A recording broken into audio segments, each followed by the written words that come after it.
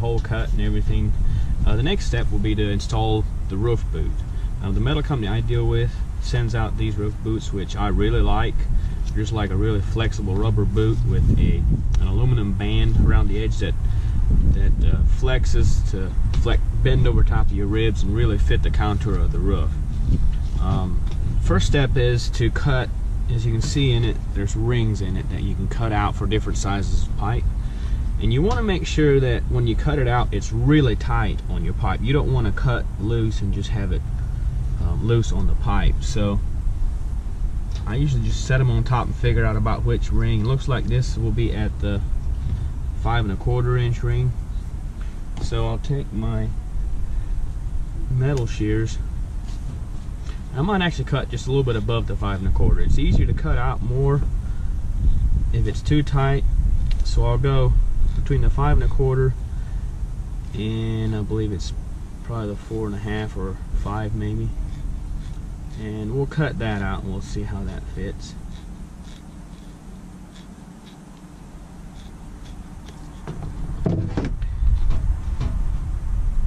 So as you see, it fits down over and it's really tight, so I might actually cut down to the next line. I don't want it too tight either.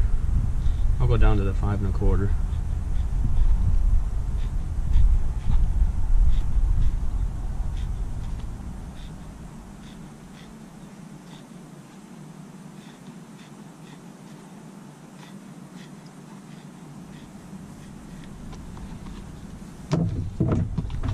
Alright, that's better.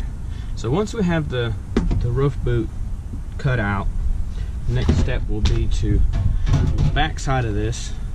You see the surface that will actually hit the roof, we'll put a bead of caulking. And the caulking we use is a Solar Seal. It's an NPC Solar Seal number 900. The metal company, they sell this. It's actually color matched to all the roof colors, so it's really nice. You don't have to worry about seeing an off-colored caulking. So, and we'll put a nice heavy bead on the bottom of this. You want enough on there so when you put your screws in, it'll squish out on the outside. Just put a nice heavy bead down through the middle of it.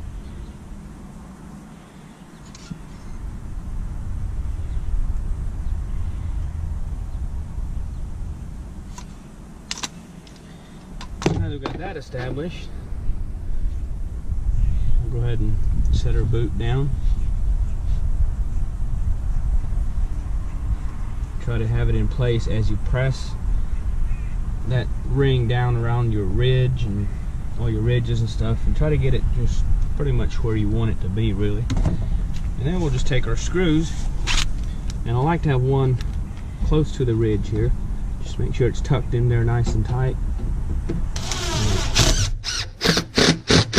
Run the screw down. You see as I'm running the screws in, it starts squishing the caulk out the sides, which is good. Put the screws every 1.5 inches or so all the way around it.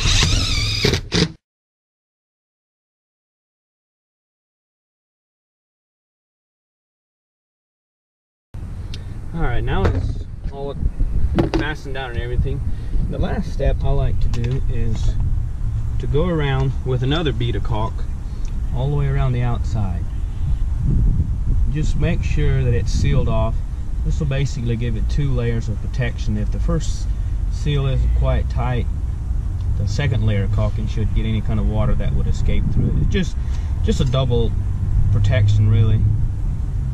And since it's color coded, it doesn't look bad.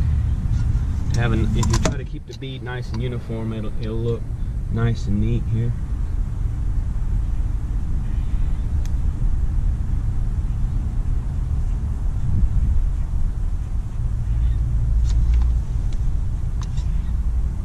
They also make this sealant in a clear, which you could then use for pretty much any color roofing. But it is nice to have it color matched. Alright, and then the final step here, if you want, and I like to wet my finger just a little bit, and you can actually tap it, because this caulking is very, very sticky. And you cannot just run your finger down through to create a nice bead like you would with a normal interior caulking. So if you wet your finger, it'll keep it from sticking to your finger. If you don't wet it, you will have a mess on your finger and you just end up dragging the caulking everywhere, and it'll just look worse than if you'd have just left it alone. So yeah, just tap it all the way around, try to push it into the nice and snug against the roof and up against the boot. Wet your finger every so often to keep it from sticking.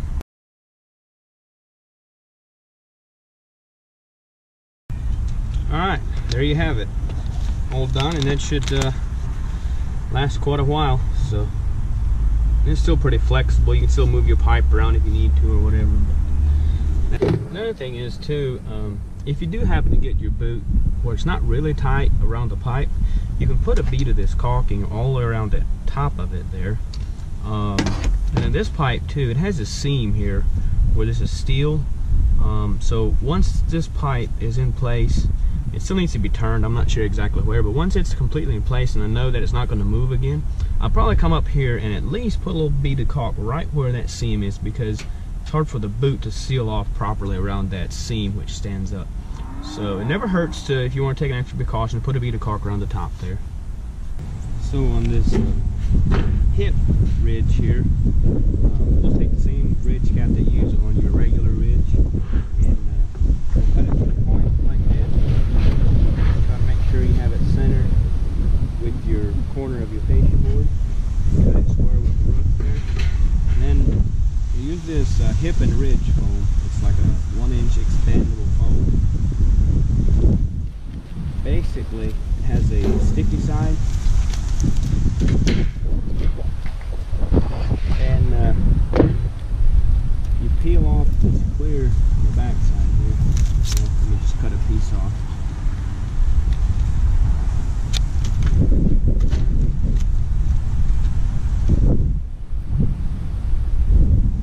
Clear off the back side here.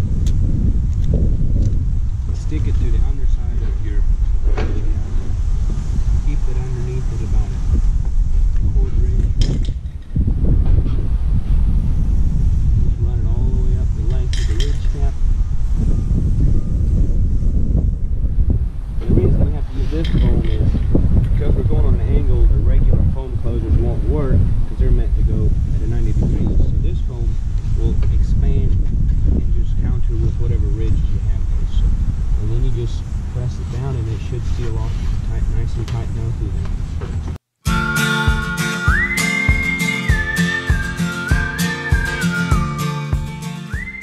After you get all your metal installed and screwed down, next thing you want to do is install your corner pieces. And this is what your corner trim looks like.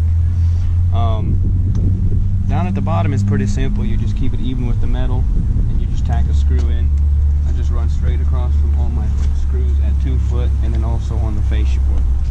So when you get to the top here, the one corner will go underneath the other corner. You have an under corner and then a corner that goes over top. And usually you want your corner that goes over top, or the majority of the people would be looking at it from that angle, you want that corner to overlap this corner. So in this case, this is towards the front of the house. We're going to put the back corner on first because it will be underneath. And to figure out where this goes is basically we can go straight up from the seam here on the fascia board. And this roof is a 412 pitch, so we'll put it at a 412. And we'll just try to get it straight up from that seam as best we can there. And we'll score a little line on this one. Now the front corner, I will cut that, but in the back corner, I'm going to just drop my square down and cut this one square. And then just cut it along the top. And I have this corner tacked on just to hold it in place so that I get, this corner has to be exactly square this way and square this way. You don't want it tilted out or in or up or down, so I always tack them on and then get this squared up, cut it off. You might have to remove a few screws to cut this top part. In this case, I'll take this one out and trim it off.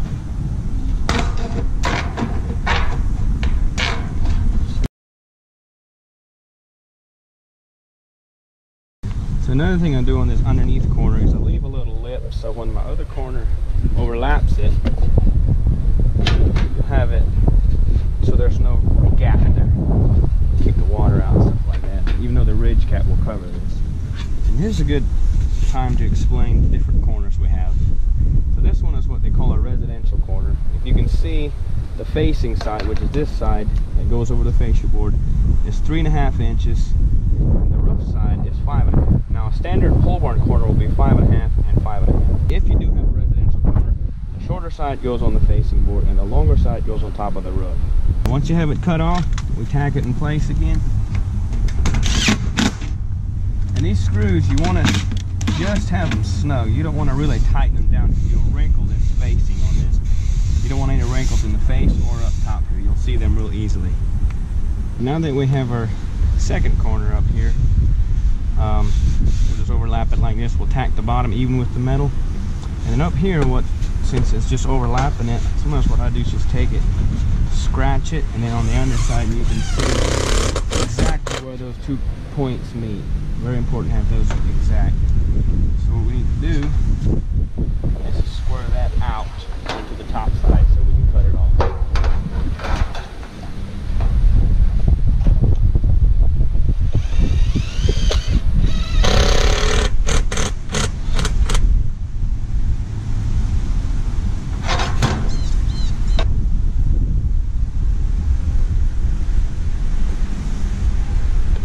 And what we'll do is we'll square it down. We'll bring this at the 412 there. And it doesn't hurt to leave it 1/8 inch long just to make sure that we have plenty of overlap. And on the top side we'll just cut it straight back.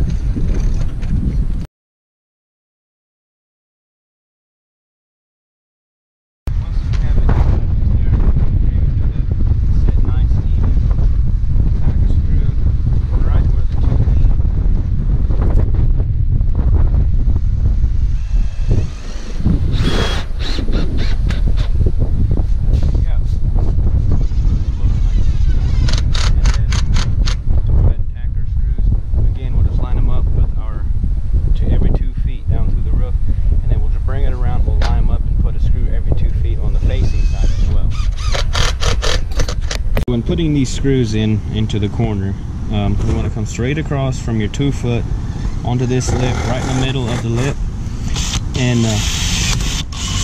apply pressure. And we want to tighten it down somewhat, but you really got to pay attention to this part right here. You don't want to tighten it down like that. If you happen to tighten it down, just back it out and just tighten it down just where it just touches. Just about like that. If you over tighten this, what will happen is it'll put wrinkles in the facing. Once you have your corner on, just look down through it, and if there's any wrinkles, just adjust the screws, loosen them up, and re-tighten them if you need to. Better screw up here, we'll just bring it straight around. We'll put one in the facing side, and just gently, just like that.